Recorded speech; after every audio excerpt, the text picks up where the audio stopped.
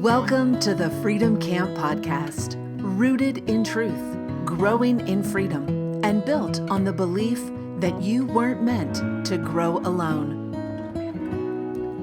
Each week, I'll share honest stories, insights, and simple questions to help you explore the unseen things that keep you from living in the freedom that's already yours, and take brave, intentional steps toward the life you were made for.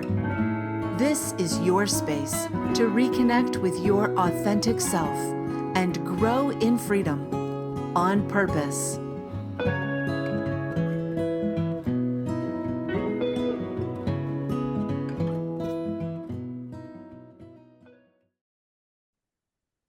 One of the core things that we do in Freedom Camp is shift from fighting ourselves in whatever way, our body, our mind, our soul, or our spirit.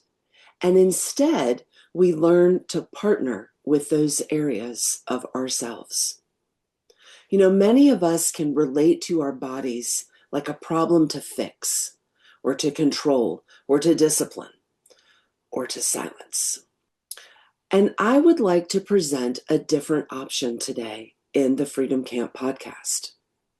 We are talking about nutrition, and we're talking about our identity, our God-given identity, and how it connects with nutrition and how it connects to our relationship with God.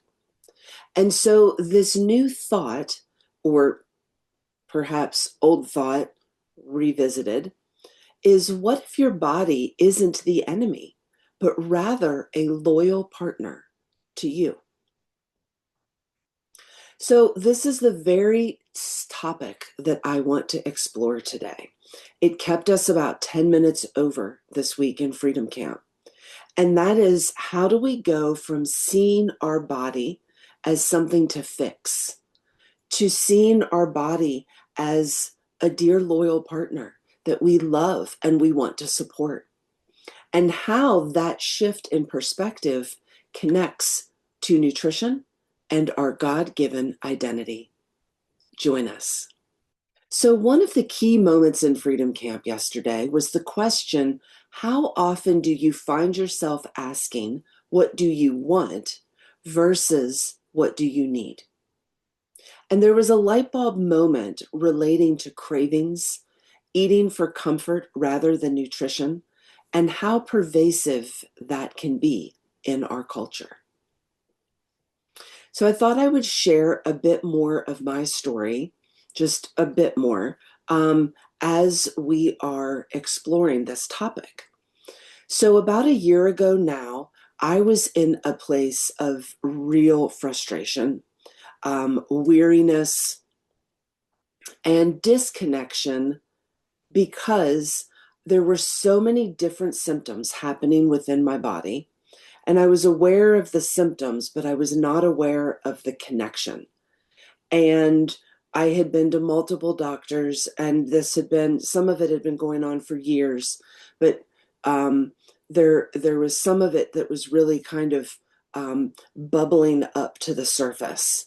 And I was really getting discouraged, and I was feeling like my body was something to override. My body was something that was broken that I needed to fix and to manage. And I ended up coming across this amazing group, which I will put in the show notes, called Chronically Healthy. And as I started to work with Chronically Healthy, the first thing that we did, besides having a couple coaching conversations where I could just take a breath and be reminded I'm not the only one in this situation, and that one of the best places to start is an elimination diet. Well, some testing and an elimination diet. So during the elimination diet was when I really started to notice this difference between what I need versus what I want. Because pretty much everything I wanted, that any craving, was not on this elimination diet. You're not having chips, you're not having sugar, you're not having caffeine. None of that is on there. So suddenly, all of my cravings were no longer an option. And my awareness was like just being flooded. But what I've realized a few things. One is those cravings are often connecting with something else, maybe an emotional thing, maybe a mental thing. I noticed, for example, I was using caffeine to help me do things that I don't like doing, like, you know, just boring tasks, like something that's just not interesting to me. Well, I would, have a cup of coffee and kind of get that like, woohoo. And then I would go do that boring thing. Well, I didn't have that. I didn't have any boost. And so I was seeing how I was using food as a substitute for different emotional needs that I wasn't tending to or really even aware existed. One more I'll share quickly. There's tons. Mentally, I would get to a place where I felt like I needed more, more juice in my brain, so to speak. A lot of the work that I do is kind of mentally taxing work, and I found that some protein with some fat, it's got to have fat with it, would then it was like a pick me up for my brain, and then I could think more clearly again. I also realized with this, oh, maybe that's what they mean by like a foggy brain. There's some other term for it I can't think of at the moment. That's funny.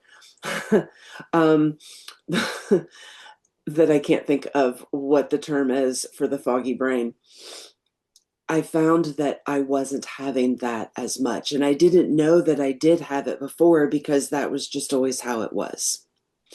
Point is, there were awarenesses like that. There were awarenesses with my body in the sense of how I thought about it and how I talked about it and to it. So my language shifted. Instead of like, what's wrong with you, body? It became, thank you, body. Wow. Like this real deep appreciation for my body continuing to slog through year after year of me not managing stress. So very high stress levels, um, and and my body just slogging through that anyway.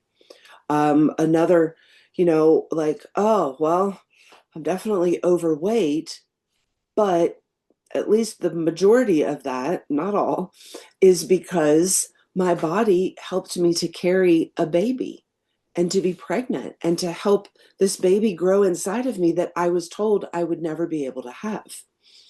So it shifted in the way that my body, my relationship with my body became this loving partnership rather than this kind of adversarial, I've got to fix you, you got to shape up, or, that type of thing. And it didn't happen overnight, and it's still happening. It's still going on. Um, and it grew the way that all relationships grow. It was like trust and consistency and listening and respect. And so ultimately, this key insight was like when I stopped pushing, when I stopped disliking, and I started listening, and I started loving my body started responding. So this is also where there is this shift between, or from like a control to more of a relationship. In that, oftentimes, for me at least, nutrition, the topic of nutrition, the topic of nurturing my body is often surrounded by a lot of language that is like what diet to use and what you should eat and shouldn't eat, and counting and tracking and restricting and arguing and researching and should do, shouldn't do, and an overall treating everyone the same. And I just completely disagree with that mentality, like across the board. I can see that there's scientific research and data for everyone. Vegans are like, we've got proof. Carnivores, we've got proof. Everybody's got proof. To me, there's a few things that are critical in this. One with two fingers up for those watching, is when looking at the proof, who was in the study, who was used, where are they in life, what's going on with them, and what are their needs. Two, with two fingers up, what are your needs? What's going on with your genetics? Do you have MTHFR, for example, like I do, and probably 50% of the world does? 40 to 60% is the standard. If so, there are probably going to be some things that are going to impact you and your nutritional needs that someone else may not necessarily have. Um, and and that's just one example. Maybe there is a propensity towards something else. That said, you ideally need to know what you need for you and what's going on with your body, and where are there areas that your body is doing something more or less that you want or don't want. So third of all, you also want to look at where you are in life. You know, are you a nursing mom? Are you pregnant? Are you trying to get pregnant? Are you postmenopausal, perimenopausal, still cycling? Do you have a, um, a high level of stress that is well managed? Do you have a high level of unmanaged stress? Are you caring for someone, you know, a loved one? Do you have any margin in your life? What kind of budget do you have for food? Are you able to get pastured meats and organically grown produce? Or maybe you need to look at, you know, the dirty 7 and the clean 15 or whatever that is. And time. How much time do you have to spend in preparing nutrient dense meals for you and your family?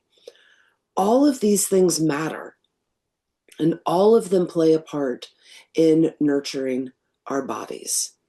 And all of them ideally are part of your plan with God to nurture your body, because your body may not be at the same place that my body is.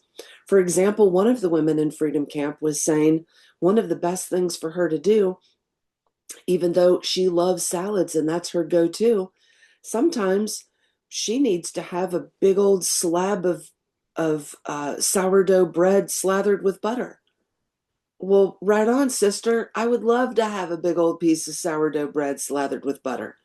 That's not in my cards right now. That's a choice that I'm making. I'm finding that my body loves not having gluten, even sourdough, even einkorn. And there are moments that I miss bread. I'm like, oh, I would love to have some bread.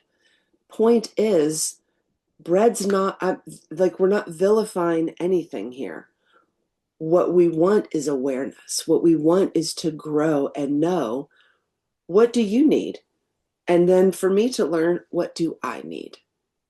And so the other little part of this that I wanted to bring up, because it has been so powerful for me, is the safety connection, and realizing how much a regulated nervous system improves digestion and discernment and clarity. So again, this is like in that sacred pause. This isn't just about digestion. It's also in these other moments of life for being able to discern things and being able to hear from God clearly. So there's a deeper, complete nourishment that your body can get from the food, from the nutrient-dense food that you eat when you are in a place of safety. So lastly, I wanted to talk about a little more about this sacred pause, this place where awareness lives that I was just mentioning. And so this is this gap. There's this space between like this moment I'm hungry and this moment I'm eating. And maybe it's this far apart. Maybe it's, a millimeter apart. There's three things that are living in that space. There's awareness, there's choice, and there's God's voice. And without that pause, without the ability to really pause, to check in with yourself and not just grab the first thing to numb or comfort, like, what's going on here? What do I want? Now, what do I need? These also go beyond eating. This is discernment. This is emotional regulation. And this is also not reacting out of fear or overwhelm or habit. This is like, when you get triggered by something, if you pause, okay, what's going on, and kind of get yourself grounded for a minute, that's where you can choose how you want to respond instead of just reacting. And so if you never pause, you typically aren't going to hear. Or it's going to take like a Mack truck, slapping you upside the head to hear. You're probably going to miss those little quiet butterfly moments. So this is really the deeper question here is, what are you really hungry for? And when you ask Jesus, what are you hungry for? We did this in Freedom Camp yesterday, another kind of, hand on heart, hand on belly, take a couple of deep breaths. Jesus, what am I really hungry for? And then pause for 30 seconds, 60 seconds, and listen. And then everyone went around and shared what they got. Well, guess what? Not one person got a food. Not one person got, you're hungry for spinach. Not that there's anything wrong with being hungry for spinach. I do get that sometimes. Like, go eat a salad. But instead, people got things like trust and purpose and contentment and creativity and connection. And when I reflect on why, on one hand, it's like, well, because we use food to like try and fill those gaps, fill those needs, rather than going to God, rather than going to our God identity. We're going to food and just eating something to kind of make us feel good in that moment. And so there's this like shouting reminder again, when we partner with our body becomes the messenger rather than the battleground. We become partners. We become, we're in this together. We're both like working in conjunction with one another. And there is a place of cooperation, and there's a place of unity, and there's a place of peace. So ultimately, when you stop fighting your body, you may finally hear what your body has been asking for all along. You may be able to partner with and support your body. You may even find yourself loving your body as it is and as you nurture it into even better health. Thank you so much for listening to the Freedom Camp podcast. I hope that this was helpful for you. I hope that you will share in the comments what you got out of this today. And next week, we are going to explore movement and how we can continue to grow in our God-given identity through movement.